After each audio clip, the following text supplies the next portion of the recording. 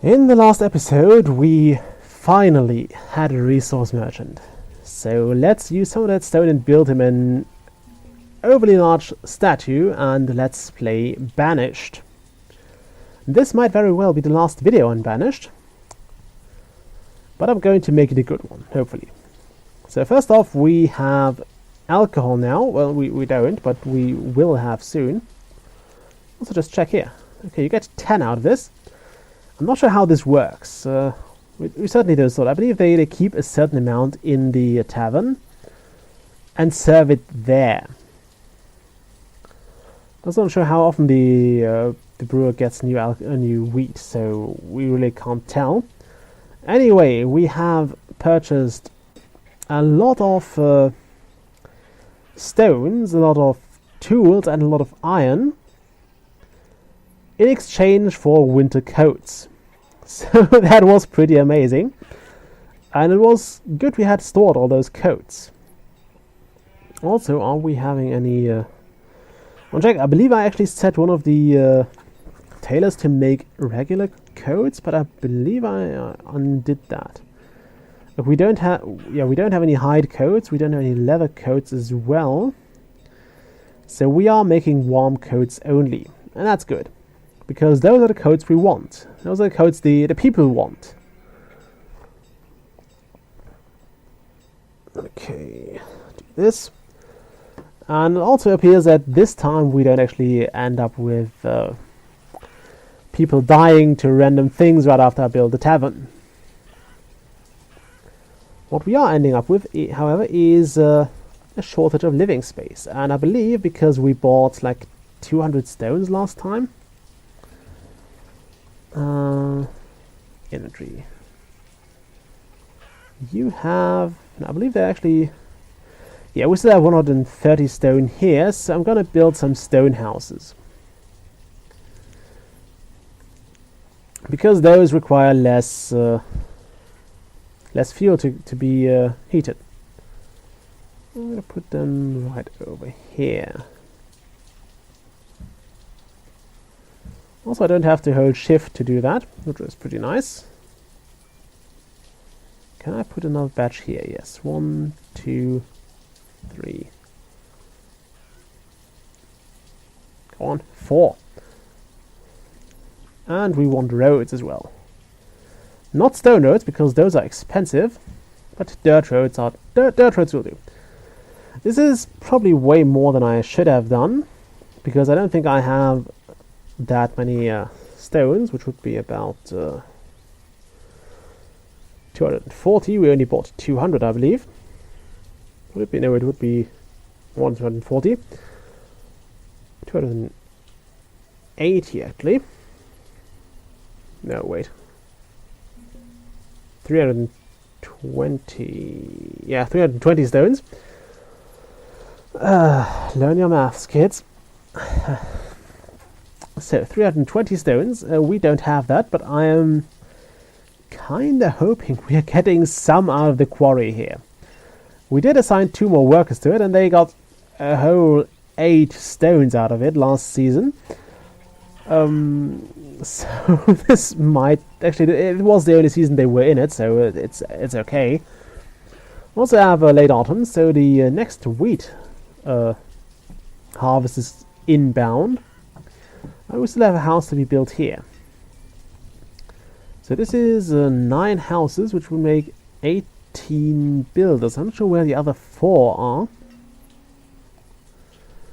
I'm really not sure where the other 4 are and what they are building right now. Or well, I'm not building, but what I assigned to be built. I mean, this place is done now. It's built, so that there is no need to do anything here. He's currently building those streets because he doesn't have anything else to do. There's nothing else that can be built right now. Do I have any houses over here? If not, I should probably build them. Although I suppose this might be a bit troublesome because this ridge here. But we can build it here. And I believe I set that to be gathered. So let's zoom in. Yeah, you can see the little orange dot here, the little orange mark there, and there. So this is all slated for removal. which means our farmers will have to do something to do in the winter, so they shouldn't spend all their time in the tavern. That must be a pretty horrible sight for a tavern. Like if you once the harvest is in and you just get in there, you're just serving, and suddenly 100 people barge in and all demand food and a mug of ale. Oh, that would be silly. On the other hand, it would be probably one of your best evenings, but it would still be quite a pain in the ass, I believe. I mean, I know how it is when you work in gastronomy and suddenly people decide they all want something to eat from you, and quick if possible. It's the worst, I can tell you that much. It's the worst. And we regularly hate customers for that. When there really is no apparent reason for their behavior. Like, you don't know why they suddenly all feel like having pizza, but they all feel like suddenly having pizza. By the way, I might actually have to quit my job in the pizza place. So I'll have to do less there in the next weeks because I don't want to lose my student status for the taxes. That's one of the things I try to achieve right now, because first off, the other job is looking better in the CV if I ever get to write one. So because it's not I delivered pizza, it's I did something for an engineering company, which just certainly looks better if I try to apply for an engineering company. I mean, I'm unlikely, I would exclude it, but I'm unlikely to actually ever apply to work in another pizza company. So my experience with that field is probably not going to be that useful anymore. I mean, I will write down my time with the pizza place, because it's something I don't feel I should omit. Firstly, it shows that I've been working there for 3 years, which is an awfully long time if you think about it. It's not long in terms of you've been working there until you're old and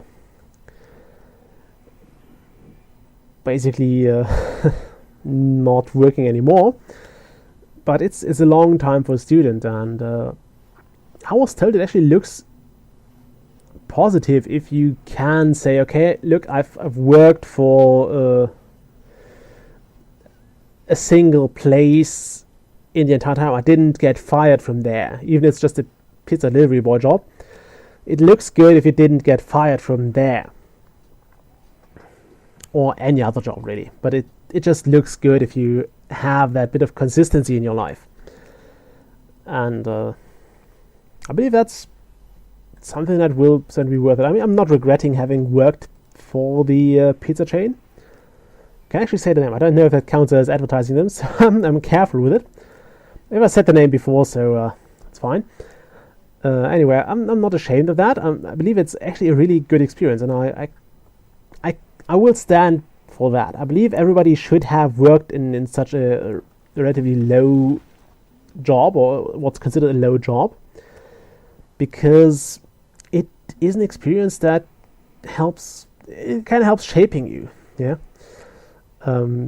You appreciate the money you made, and it's also honest money. It's not like you've been gambling. It's not like you've been like a banking manager who just tosses around the money of other people and then juggles with that.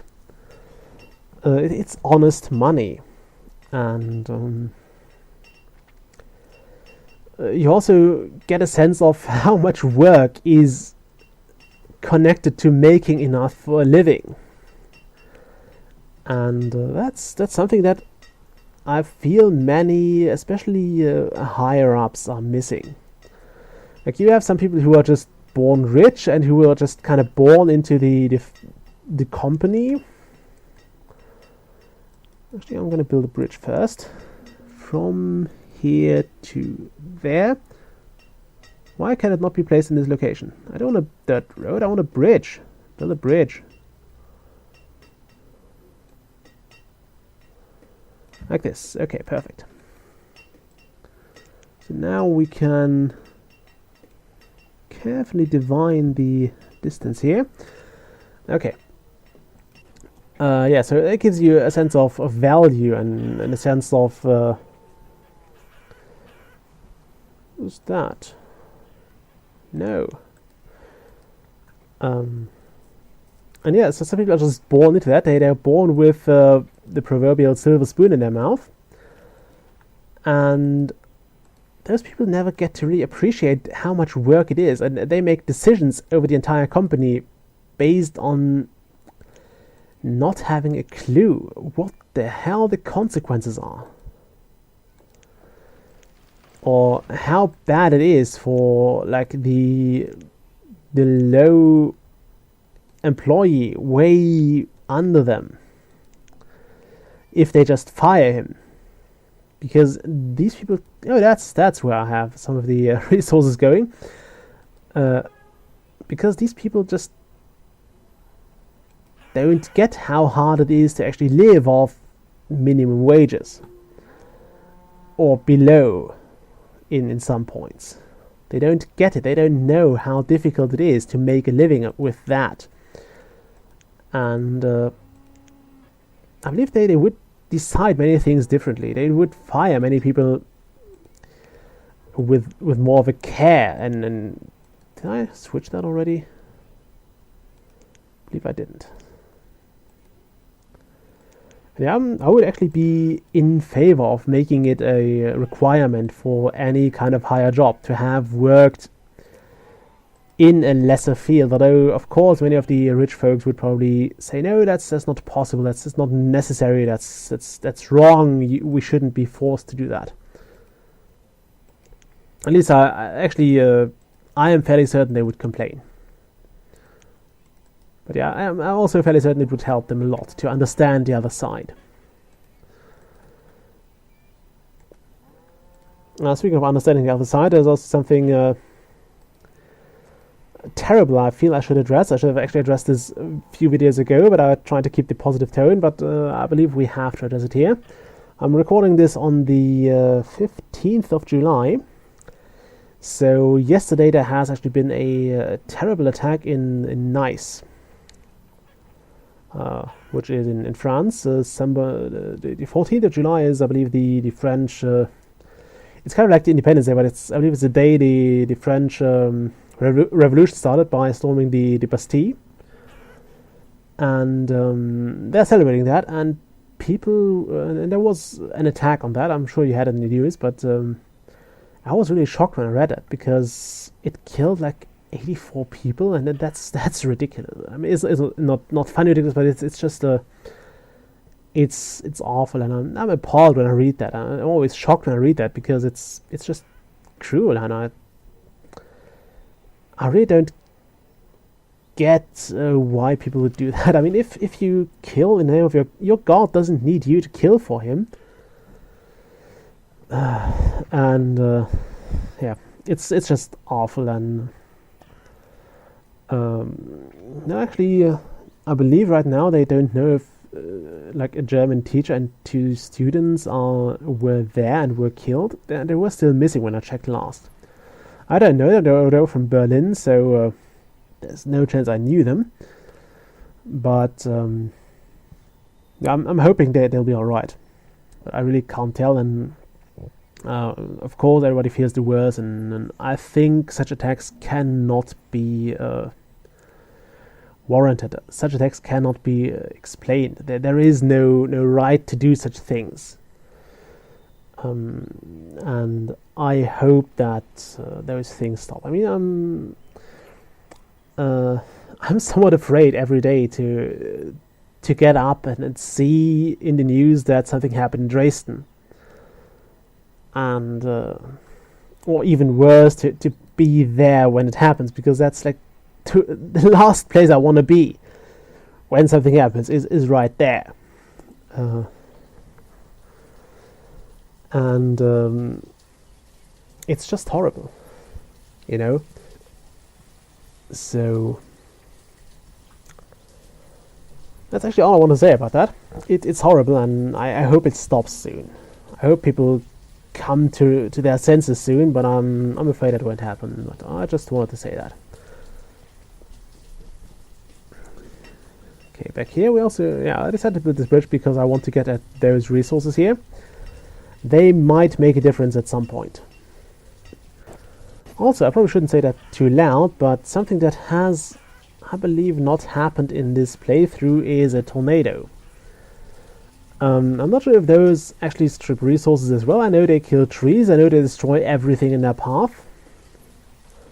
And I know they kill people in their path, and I think also beyond that, they just randomly kill people.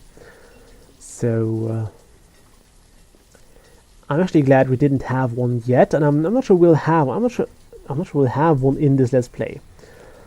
I'm not going to wait around for one because they're really unpleasant. And we just rebuilt a good part of the city, at least an important part. So let's not have another, okay?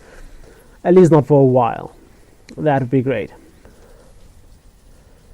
Let's just not have another hurricane for a while, or tornado, or destruction of the city for a while. Please. Okay. Still have time, I think. Yeah, less than a minute it says, but I believe I can actually add a few because this might be the last episode.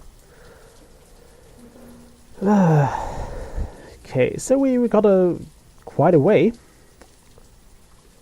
And there's another merchant here. What do you have for us? You have iron and leather. We don't need leather. We don't need warm coats, but you can have more of those.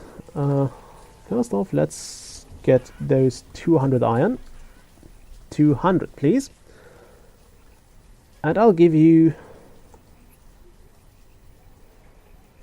50 of those. I don't want to purchase those because that will make them ridiculously expensive. I'm not sure if I want to purchase firewood. It might actually be a good idea. So let's trade the remaining 50 coats for firewood. I want 200 of that.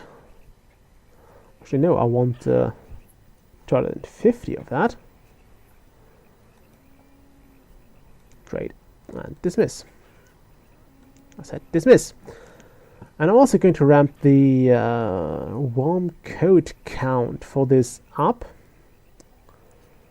to 200 because that served us really well last time.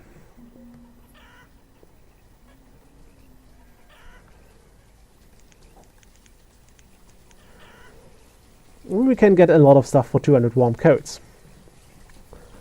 And it's kind of a workaround for this this issue I mentioned earlier with there not being kind of a trade currency we can bank or we can stock up on. Which, for example, we did in towns where we just sold everything to every trader because there was just so much garbage lying around that we could do that. And then we had a crap load of gold to buy whatever we wanted from the next trader. Or from whatever trader had something we wanted. We could just buy it. We can't do that here. You have traders with certain desires. You saw the race tools merchant didn't want any herbs. Which kind of sucked because herbs are very, very valuable and they're very easy to get. Which are two pretty beneficial properties of a resource here, or of a trading good. You can get it easily and you can get a lot of it. And it's in high value. But yeah, many traders don't accept them. But I think the most vital ones for your initial survival, like the food merchants and the I believe the livestock merchants as well, and seed guys, they will buy them. Also the general goods merchants. So you can actually have your first trades completely being done with herbs. And in several other playthroughs, actually I can't call it playthrough because I just eventually lost interest in the city because it was just doing well and it was just going, so I eventually left it to itself. But yeah, in some of those I just I basically did the first years mostly or heavily assisted by those by herbs. I just bought everything I wanted with herbs. I had quite a few of those because shit. What was that? No idea what that did, but I'm going to end the episode just to be safe. So I'll see you all next time. Bye.